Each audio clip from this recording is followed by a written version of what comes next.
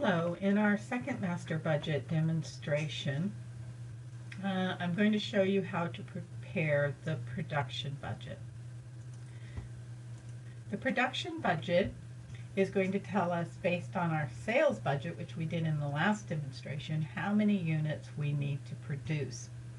Notice that the first line of our production budget asks for unit sales. To get the unit sales, we're just going to take them from above, and we can just do equals and pick up January. Now, our desired ending inventory is in our assumptions.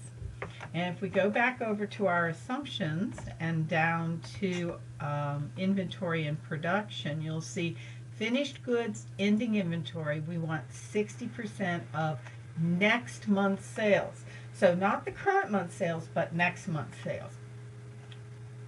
So I'll bring down my sales by just copying this over, and then to get my desired ending inventory, I'm going to take equals February, because remember it's next month's sales, times, go back over to my assumptions and down to my, just went past it, 60%, click. Now remember, 60% is what I want to use for my entire budget. This is another one that we want to be absolute. A lot of times when you access the information from the assumptions, you're going to want to use that F4. So I'm going to hit F4, and notice that my C32 now has dollar signs around it. So I hit enter, and then I'm going to copy it over to February, and I'm going to copy it over to March. But the problem with March, notice it comes up 0 because my actual sales for April are out here. So I'm going to go in and edit this equation, and I don't want K14, I want L14. So I'm typing in L, and whoops,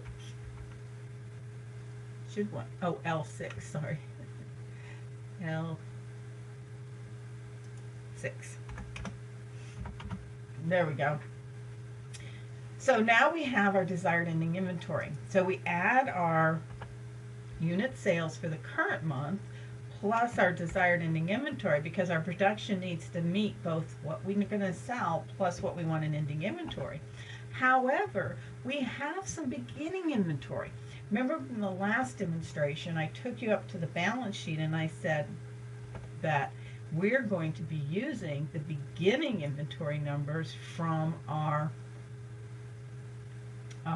balance sheet. So I'm up here in the balance sheet, and here's my finished goods, and notice I've got 1,200 units available at the beginning of the year. Now for my production budget, I started with my unit sales plus my desired ending inventory. That's the total I need, but since I already have 1,200, I don't need to produce 3,320.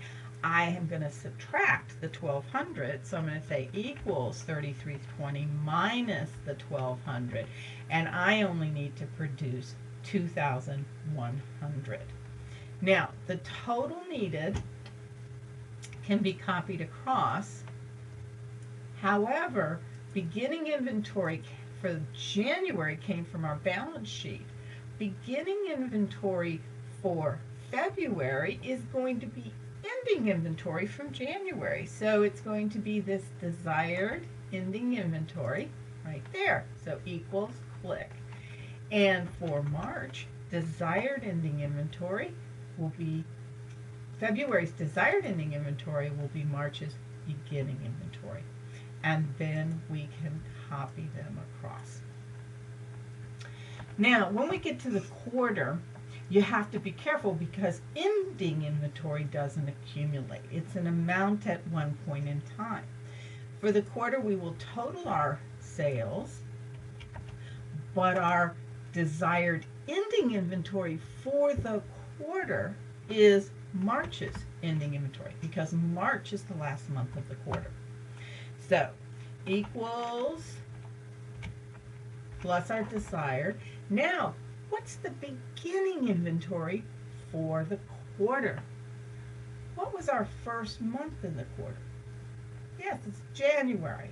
And the beginning inventory for January is our beginning inventory for the quarter. And so then if we take it and equals minus our beginning inventory, this is our total production for the quarter.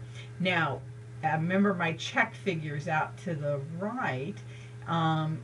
You can take and auto sum just January, February, March, and you should get the same as for the quarter. So you know that you probably did the budget correctly. I hope this demonstration has helped you with the production budget, and in the next demonstration I will work on the direct materials budget. Thank you for listening.